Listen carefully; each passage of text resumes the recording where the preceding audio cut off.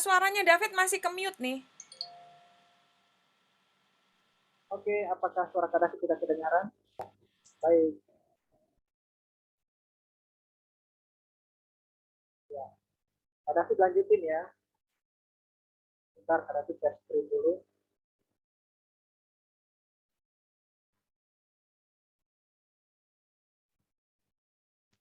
Ya,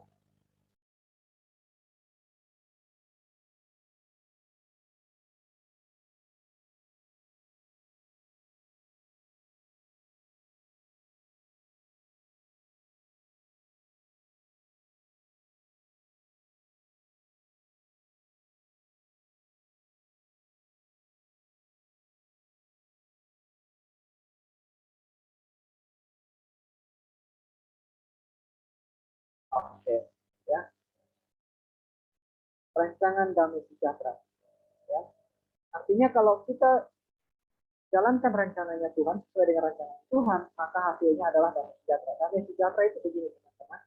Kita tidak punya pikiran tentang kebutuhan. Ya.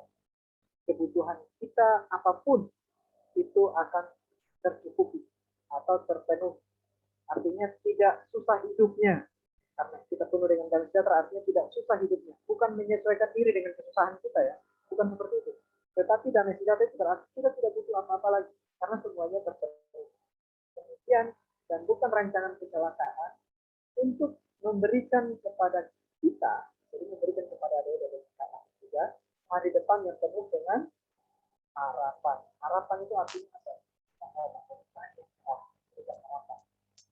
Angka 23 ayat 18. Ini jaminan dari Tuhan. Karena masa depan sungguh ada dan harapan kita tidak akan hilang.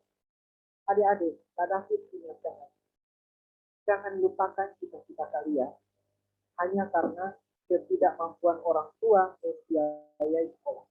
Ingat, kerajaan Allah itu bisa aktif karena iman. Artinya apa? Kalau kalian percaya, itu pasti terjadi. Jadi David hari ini berusaha meyakinkan kalian dulu supaya Tuhan bisa melakukan apa yang kalian uh, harapkan. Kalau kalian tidak percaya pada apa yang David sampaikan, itu tidak bisa terjadi. Dan Tuhan ingin kalian membuktikan itu. Bukan David yang membuktikan. Tuhan ingin kalian yang lihat sendiri. David itu sudah lihat sendiri. David tidak kekurangan apa-apa. Dari David setelah David melakukan apa yang Tuhan taruh dalam tugas yang Tuhan taruh, David tidak kekurangan. Dan Tuhan pengen kalian pun melihat yang sama. Kalau suatu hari tugas Kak David ini membutuhkan mobil, Tuhan akan kasih mobil. Kalau suatu hari tugas Kak David ini membutuhkan tanah dan Tuhan akan kasih pada waktunya.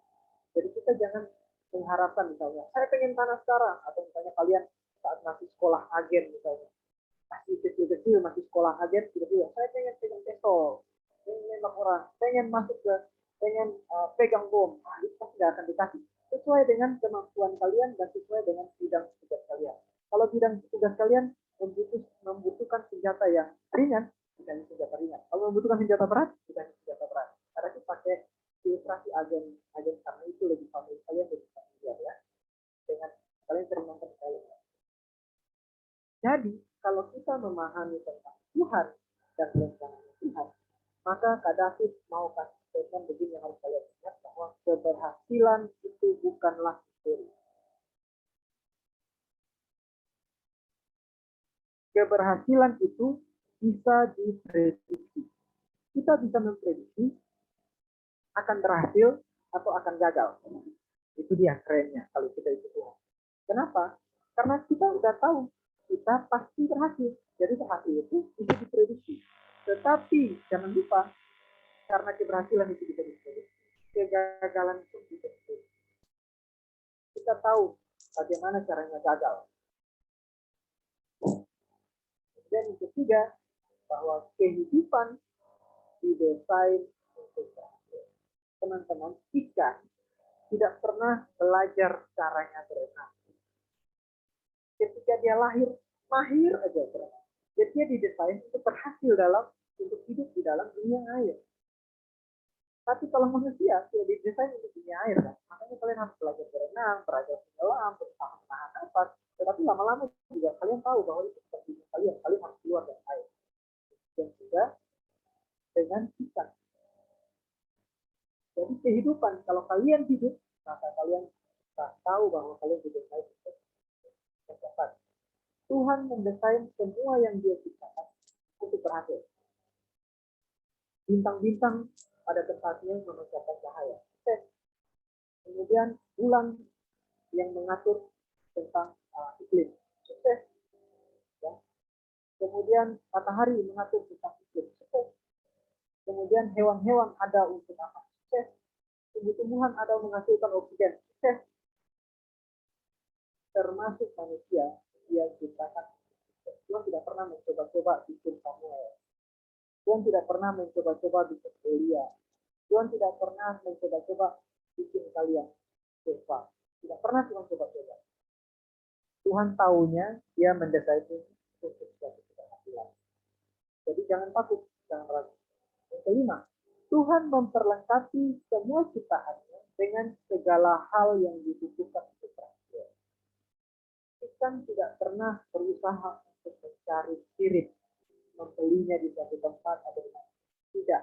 Sirip itu ada dengan sendirinya dan tinggal dia pakai. Makanya di dalam diri kalian sudah ada kemampuan yang dibutuhkan untuk berhasil. Tinggal bagaimana kalian mengelola itu dan melatih. Gitu ya. Jadi keberhasilan kita adalah kebutuhannya Tuhan. Ya. Tuhan butuh kita berhasil. Ada kita kasih contoh. Kalian lihat gambar-gambar ini. Ini produk apa? Apple kan? Sebelum produk ini keluar dari pabrik, dia sudah dites segala macam. Sebelum produk ini keluar loh dari pabrik, dia sudah dites segala macam dan ini pasti berhasil. Kalian tahu nggak? Sebelum kalian datang ke bumi, keluar dari rahim ibu kalian didesain untuk berhasil. 100% berhasil. Segala kemampuan yang mampu kalian lakukan untuk mencapai keberhasilan tugas kalian itu sudah ada di dalam diri kalian. Tinggal kalian pergunakan. Kalian tahu nggak sperma mana yang akan mampu berhasil membuahi telur yang menjadi kalian? Itu adalah sperma terbaik. Yang pertama yang tercepat, yang tercegah, yang tersehat, yang terkuat.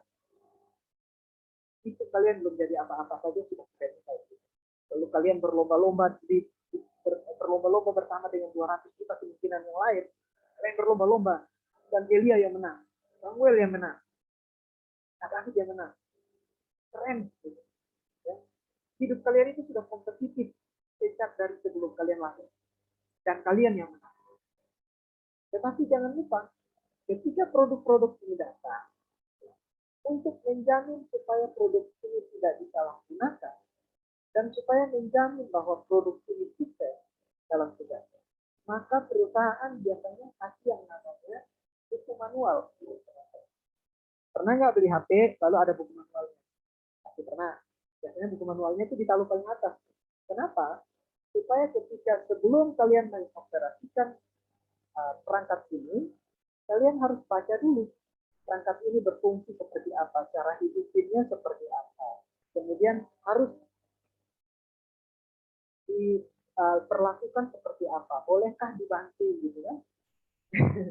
HP dibanting kan nggak boleh, ya kan? Kemudian bolehkah kena air? Nah, otomatis dalam buku manual ini supaya berhasil, maka perusahaan menentukan apa yang boleh dan apa yang tidak boleh dilakukan oleh produk ini. Gitu. Nah, apakah produk ini bisa melakukan segala hal? Iya, dia bisa kemampuan untuk segala hal. Mau yang baik, mau yang buruk, bahkan bisa dipakai lempar orang. Ya. Bahkan bisa dipakai untuk lempar mati. Ya kan? Ya kan? Tetapi perusahaan karena tahu kalian mungkin saja bisa salah gunakan kalau nggak dikasih tahu, maka dia sertakan buku manual. manual ini adalah panduan atau hukum ya, atau aturan. Maka yang perlu kalian perhatikan untuk berhasil, tidak muluk-muluk, teman-teman. Tidak berat, bukan untuk berhasil tidak diperlukan uang yang banyak, ya, kecerdasan yang luar biasa, ya, atau tinggi badan yang cukup, atau misalnya kesehatan tertentu, tidak perlu. Yang perlu kalian perhatikan adalah hukum atau aturan. Karena kalau kalian perhatikan hukum atau aturan, kesuksesannya itu pasti. Sukses itu apa? Berhasil dalam tugas. Yang pertama, hukum atau aturan yang dibuat oleh perusahaan tidak untuk menghalangi kebebasan. Tuhan membuat hukum tidak untuk menghalangi kalian punya hidup bebas. Tuhan tidak masalah dengan kebebasan kalian. Bahkan dia sendiri yang memberikan kalian kebebasan. Tetapi tujuan dari hukum adalah hukum itu menjadi kontrak untuk menjamin keberhasilan. Kontrak itu perjanjian. Makanya kalian mengenal kitab perjanjian lama, perjanjian baru. Kalau kata perjanjian, berarti kita bisa menagih janji. Dan kalau Tuhan sudah menjadikan kita berhasil, kita berhak menagih. Saat kalian kurang uang untuk membiayai sekolah kalian, kalian berhak menagih Tuhan. Ada dalam aturannya. Tuhan, engkau yang berjanji dan mengirim saya untuk tugas ini, maka saya tidak tahu gimana caranya harus ada uang untuk membiayai sekolah saya. Amin. Kalau kalian percaya, uang pasti datang. Tanya saja coach-coach yang lain.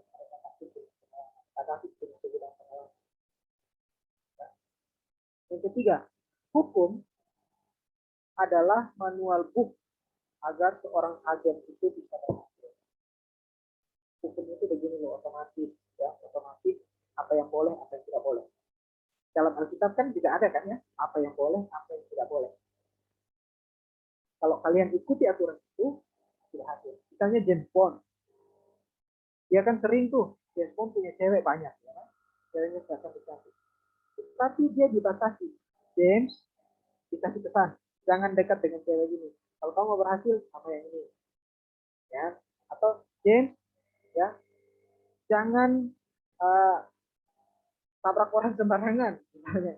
Ya, kalau kamu tabrak orang sembarangan, kamu kena masalah hukum. Wah, kamu bakal dikejar polisi, bukan mengejar penjahat kamu yang dikejar. Itu ada aturannya. Bahkan ketika kita berteman, itu ada aturannya. Kenapa? Tujuannya supaya pertemanan kita itu berhasil. Misalnya, kamu tidak boleh mencuri barang saya, atau kamu tidak boleh mengatakan hal-hal tertentu kepada saya, karena itu pemilik saya dan sahabat kita rusak. Itu kan aturan, ya? Secara otomatis kita ada. Ketika kita punya tujuan, otomatis kita punya aturan.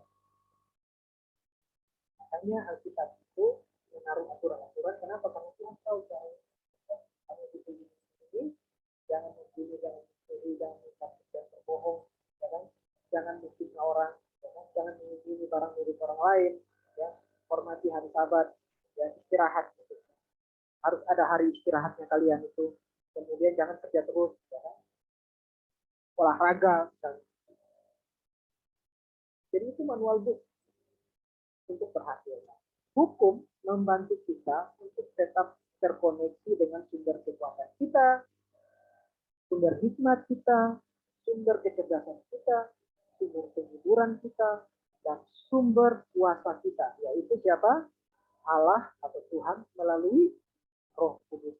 Kenapa? Kalau kalian melanggar hukum, maka Roh Kudus tidak bisa tinggal di dalam kalian, sehingga kekuatan kalian hilang, sumber hikmat kalian hilang, kalian jadi tidak kurang cerdas menghadapi masalah. Kemudian sumber penghiburan kalian saat menghadapi situasi yang sulit hilang, kalian akan merasa tertekan, depresi, tidak jarang ada yang menghibur. Kemudian sumber kuasa kalian hilang, bahkan sumber finansial kalian hilang kalau kalian melanggar hukum. Bayangkan kalau misalnya James Bond disuruh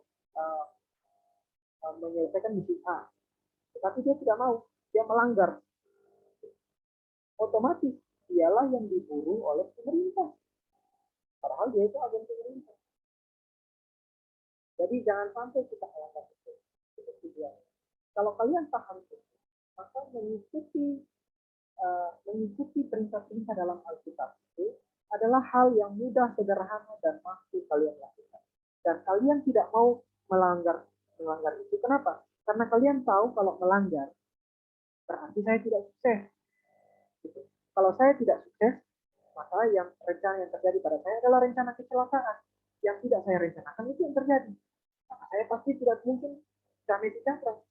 Pasti hidupnya susah. Ya. Saat kita berhasil menjaga langkah kita dari dosa atau pelanggaran tertentu tadi, maka memori kita bersih dan membuat kita lebih percaya. Tahu nggak? Kalau dosa itu pasti merenggut kepercayaan. Padahal untuk sukses, ya, list nomor 1 adalah percaya diri.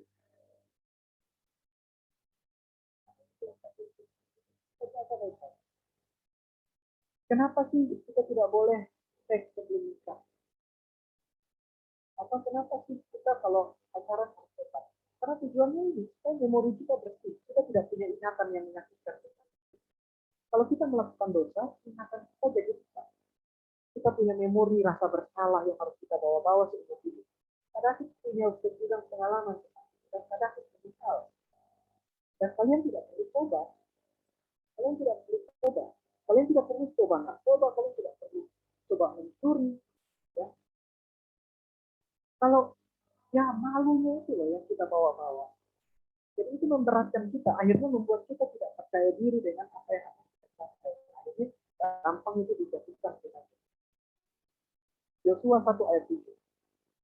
Ini untuk mendukung apa yang pada kita sampaikan tadi, yaitu hanya kuatkan dan teguhkanlah hatimu dengan bersungguh-sungguh.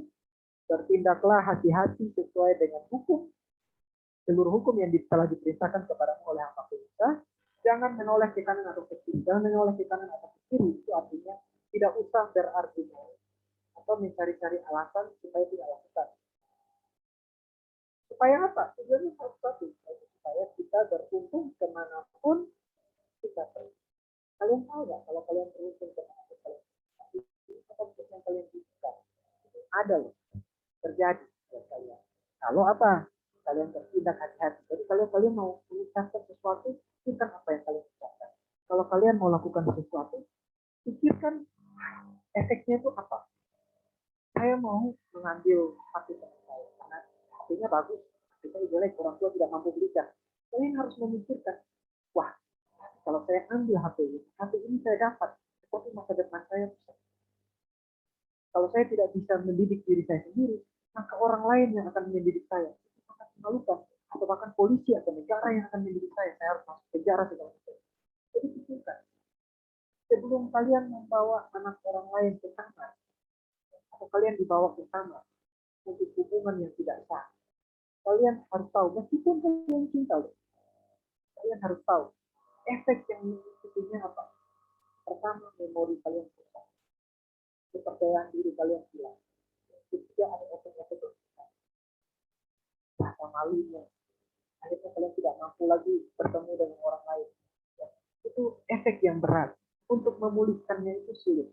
Kalian harus ingat pesan David yang tadi, yaitu memperbaiki sesuatu yang rusak akan jauh lebih mahal daripada merawat. Ya.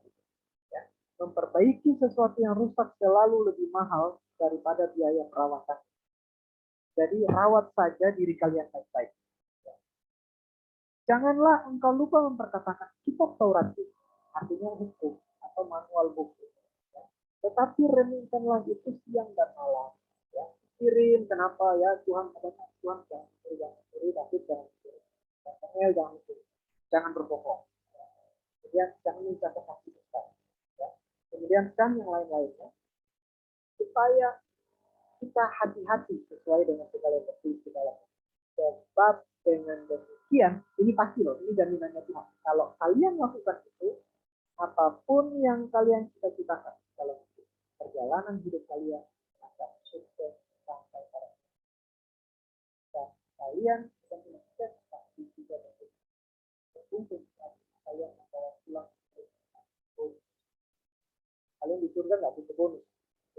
bumi, hidup kalian itu luar biasa.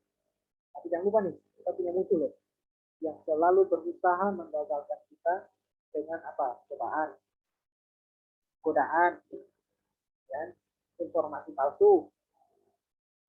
Ya. Kemudian ancaman. Kalau informasi palsunya nggak berhasil, ancaman.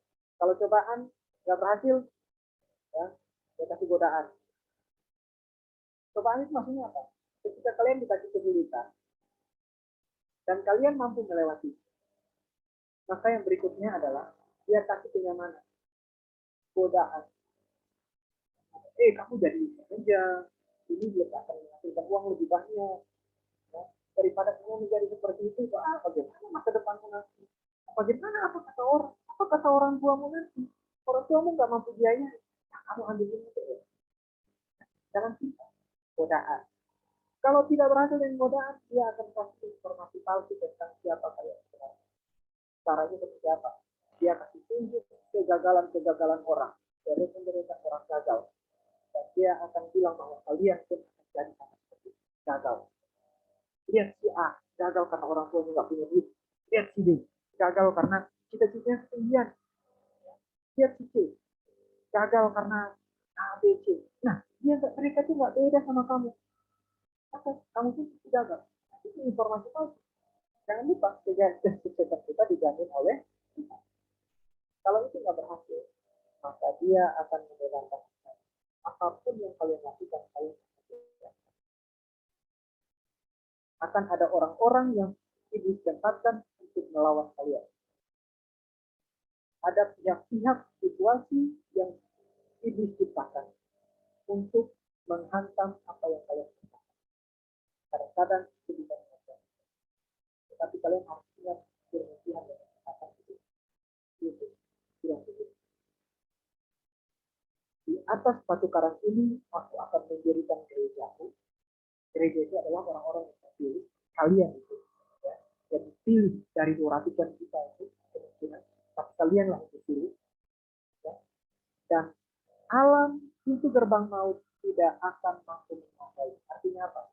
Walaupun kalian diancam mati, walaupun kalian dibunuh, tapi maut tidak bisa menahan kalian. Artinya kalian akan mati.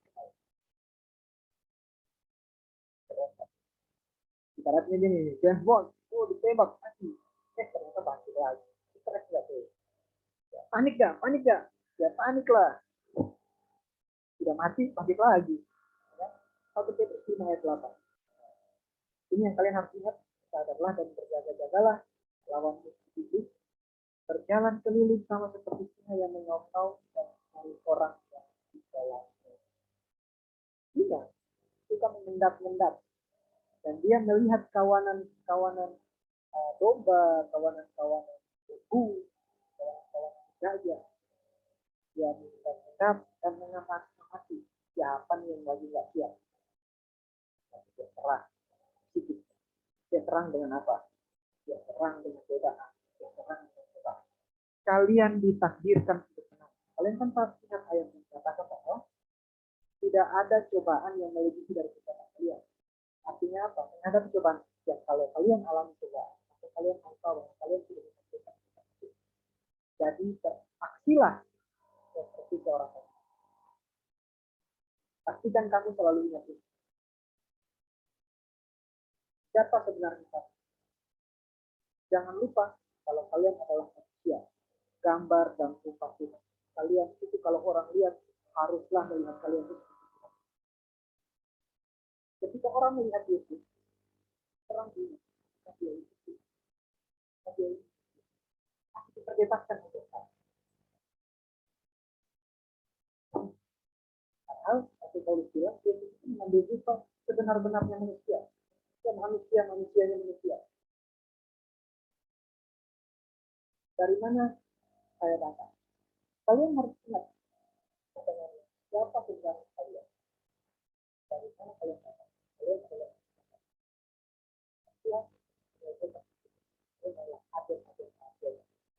dari mana kalian datang? Surga. Kita adalah penduduk surga. Kita ini ahli kalau bicara tentang surga. Karena kita berasal dari sana. Kalau orang-orang lain pengen pergi ke sana, Kita udah dari sana. Dan kita kata, kalian harus ingat itu.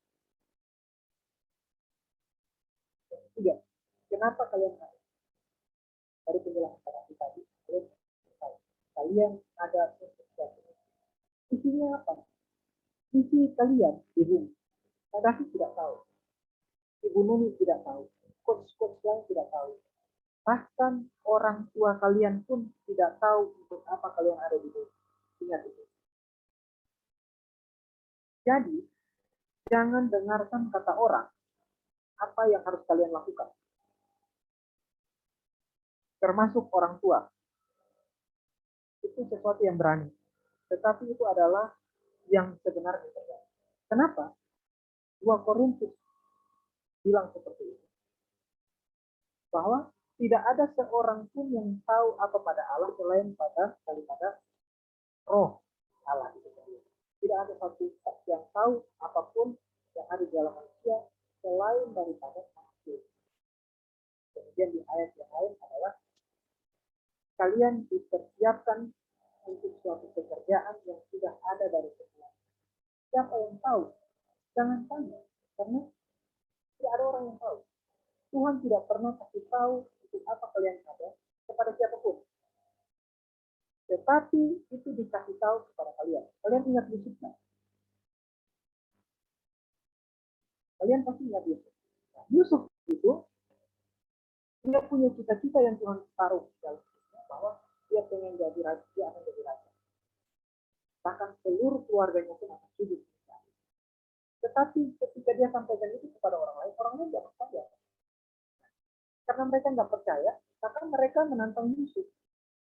Mereka bilang, nggak mungkin itu. Termasuk bapaknya bilang, nggak mungkin seperti itu. Masa kita orang tua itu sama-sama. Kan nggak mungkin lah. Artinya, kalau janji Tuhan tentang kalian dikasih tahu kepada orang tua kalian tidak. Kalau janji Tuhan terhadap kalian dikasih tahu kepada Kadafi nggak akan percaya. Dan mungkin saja Kadafi kita ini. Itu loh kerennya Tuhan. Maka Tuhan akan memberitahukan kepada kalian masing-masing untuk apa kalian ada. Lewat apa? Lewat Roh Kudusnya. Karena tidak ada seorang pun yang tahu apa yang ada pada Allah dan pada Allah kecuali kalau Roh itu sendiri. Dan kepada siapa Roh itu menyatakan. Jadi yang perlu kalian tahu adalah kalian tahu siapa kalian sebenarnya, kalian sadari dari mana kalian datang, kemudian temui Roh Kudus dan tanya, Roh Kudus, kenapa saya ada?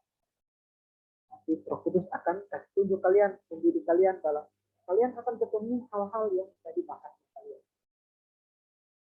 Itulah keinginan Tuhan.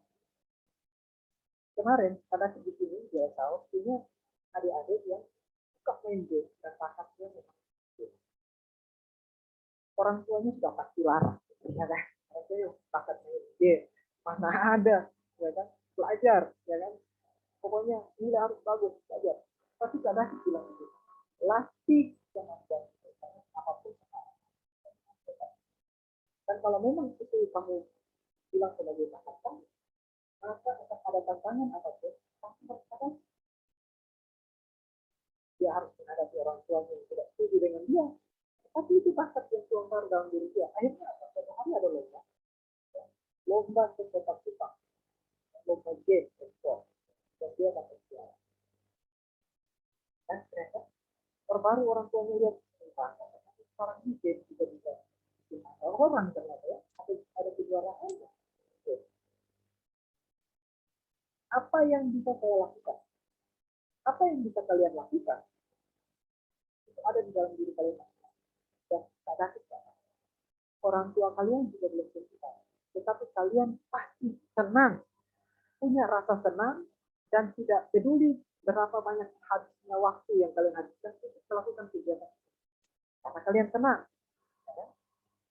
Contoh, kadang senang mengajar. Karena tidak peduli itu. Kadang-kadang itu kalau sudah lama, banyak datang, senang mengajar.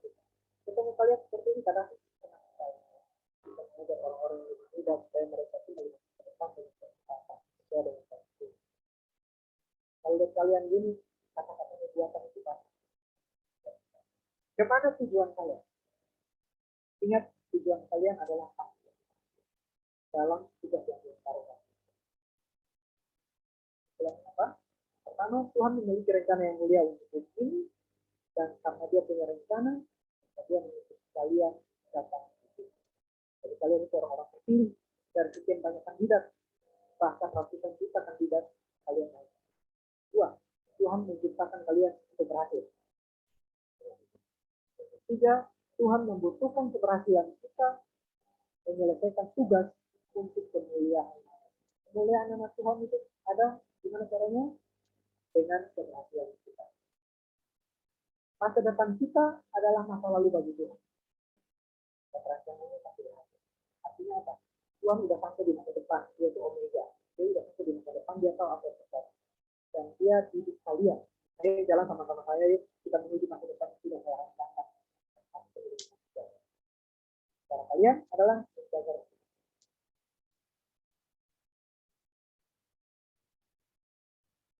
Kemudian Tuhan memerintahkan kita untuk menjaga hukum-hukum supaya kita seperti menjaga.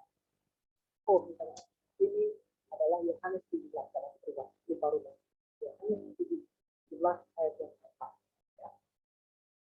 Ini Yesus saat itu Tuhan Yesus lagi berdoa di tangan, ya, sebelum dia diangkat.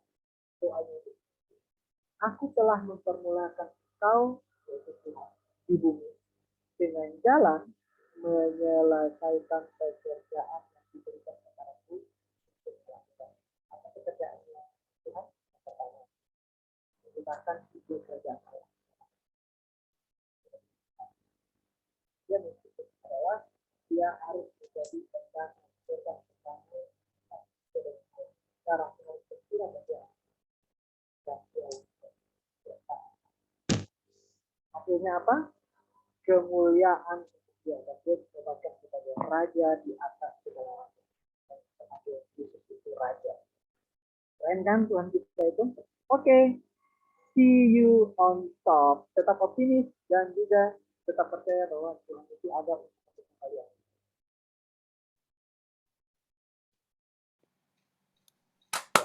Ya. Thank you, Coach. Oh, tunggu. Wah, storing ya? Iya. Sorry. Guys, tolong buka kamera, guys. Kalian kali ini nggak usah belajar bahasa Inggris ya. Udah 6:30 nih. Pasti udah pada lapar nih ya. Oke.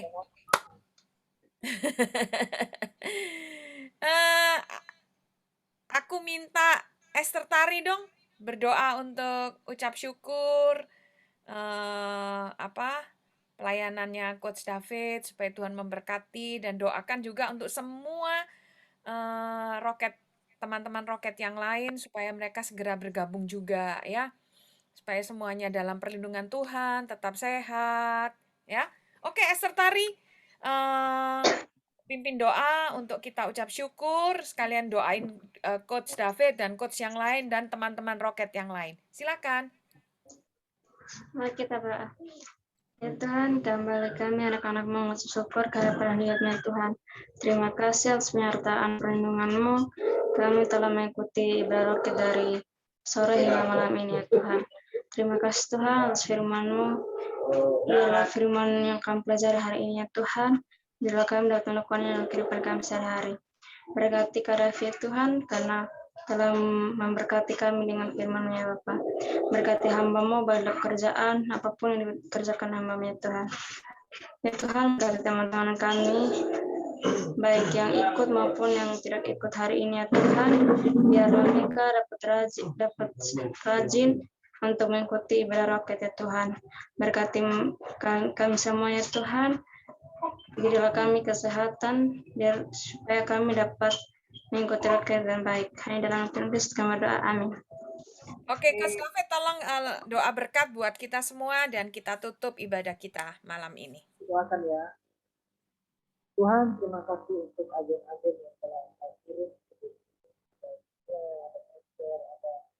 Ada yang lain, ada kita, Aldi, kemudian yang lainnya juga Tuhan sudah kirim hari ini mendengarkan kebenaran Tuhan. Tuhan, Engkau telah memilih mereka dari sekian banyak kandidat dan Engkau tahu bahwa mereka ini adalah kandidat yang tepat. Ya Tuhan, dukung mereka secara finansial, dalam kekuatan, dalam kesyukuran, dalam motivasi, apapun yang mereka butuhkan. Aku percaya bahwa surga terlalu kaya untuk menyokong tidak mereka yang sebab itu, biarlah mereka mengatakan kemuliaan Tuhan dengan keberhasilan mereka menyelesaikan tugas mereka. Tuhan, Anda tahu bahwa mungkin ada waktu mereka akan khawatir, ada kebutuhan hidup, karena mereka melihat kenyataan hidup yang tidak sesuai dengan rencana mereka. Tetapi tujuan Tuhan bahwa firman Tuhan itu nyata dan pasti terjadi, dan kita tidak pernah berubah. Itu dukung mereka yang sulit, ajar mereka dengan baik, ajarlah mereka taat dan takut Tuhan, dan juga mengikuti manual book yang ada pada mereka, yaitu firman Tuhan, sehingga mereka menjauh yang jahat. Biarlah mereka menghafal dan juga mereka sudah habis kasih orang tua mereka, mereka berikan kepada mereka lingkungan yang baik sekolah yang baik untuk Amin. dalam nama Yesus segala berkat Amin. haleluya. Amin. Thank you Coach David, thank you guys. Sampai minggu depan ya. Oke.